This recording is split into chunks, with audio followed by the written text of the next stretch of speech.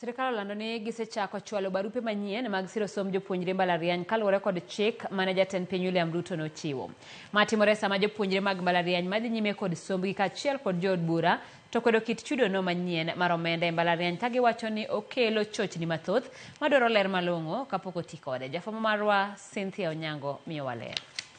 Piny owacho ogolo barupe manyien mag kit chudo ne siro somb jopuonjre mag mbalariany tok ywak wuok ewi chenro no mar sir. I wish to confirm that we have implemented your directive that all universities release the new fee structure letters stipulating only the household contribution towards the total cost of the degree programs.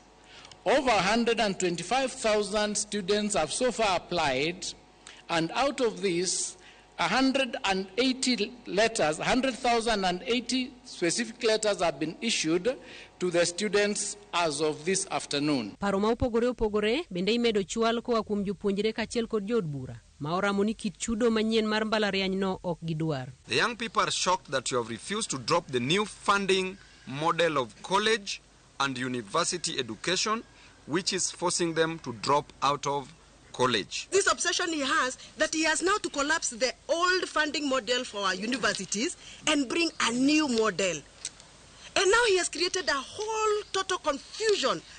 Our children are getting depressed because they don't even know whether they are going to report to school tomorrow. What is this whole obsession of new things? Jopuonjre ywak ni sirikal okaso korgi kit chudo manyien ka jonyuol kod jopuonjre madonjo e mbalariany to pok ong'eyo ler mar kit chudo ni. Moso jonyuol ok ong'eyo gini. Neno ka jonyuol nyaka sani ok giwinj new funding model ni en ang'o.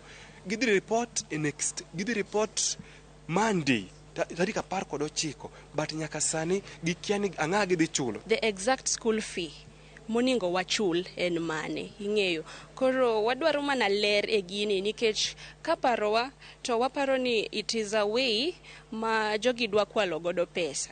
Nikech dakuketnwa godo e lera ung'iswa ni gini tiyo kama to kama e kaka wadhi time. Jopuonjre gi bende umedo kwayo sirikal mondo ohore kendo chiwnegi ler mowinjore magiwacho ni dipo ka okonyogi e kinde timo andika margi e chenro ni. Wan dwaro system mayot tiyogo nikech majority of the people ji mang'eny ok ni gikia ni gini dhi mbele.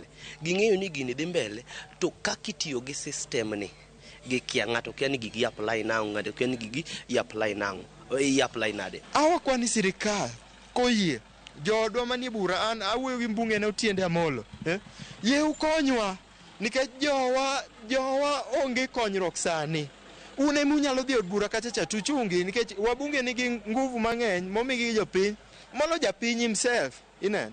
Ok wanyal biro offices ji te ok nyal thura uyo madala mondo bi offices Nairobi ka mondo dhi occupy mondo ji tete. No, it cannot happen. Wan kokuketonwa gini e lera to wan kaka Gen Z wabro mana dok e ndara nikech why not?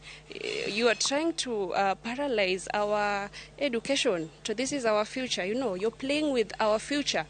To ok wabiye mano. Bende gimedo soko chenro mag sirikal magiwacho ni leny gi oko to iyo wichore kendo onge ber moro amora. To Kenya ka wang'e magik moko mit mane kalatas. Sami ndiko gi misomo nigi e media koro kaka sani gimit ndi kendo gineno madonjo.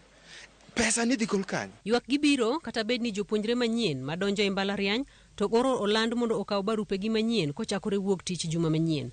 Penjo en ni bende barupe gi dhi duoko penjo ewi weche ma jopuonjre gi jonyuol ni godo.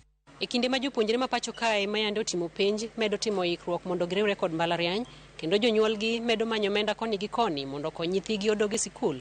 Jopuonjre mane mbalariany koro kwayo sirikal ni mondo tem matek kendo ket ler malong'o e wach kit chudo manyien madhi mbele sani mondo kony giwinjo ni gino en ang'o.